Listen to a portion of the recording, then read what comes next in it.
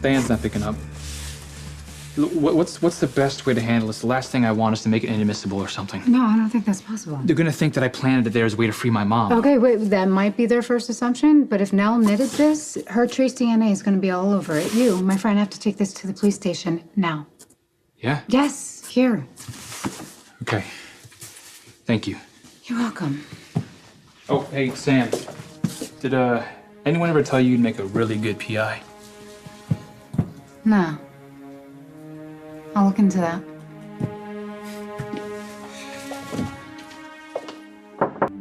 You're incapable of love now. You don't even know what it means. You don't even know how it's supposed to feel. So you have to have a soul to love. And all you have is this bottomless pit of envy and hate. Frank lied to you. You targeted me. Fair enough. But once you knew the truth, you couldn't stop. You just kept going. You couldn't face the emptiness that's inside of you. So you kept lying and manipulating and coming up with different ways to torture me. And the stunts weren't even the worst part. Thinking I was losing my mind, I could handle. But the way you manipulated Jocelyn, you played with her head and you traded on her emotion. You messed with my baby now. And that's where you crossed the line. Is that what you meant to happen when you sent Carly to Ferncliff? I didn't think so.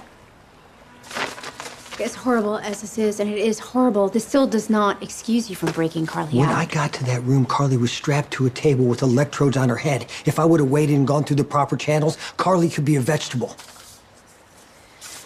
Look, I believe that you had no idea about what was going on. But the fact is, you let this happen. Carly was sent to Ferncliff because of you. And now you have a chance to do what's right.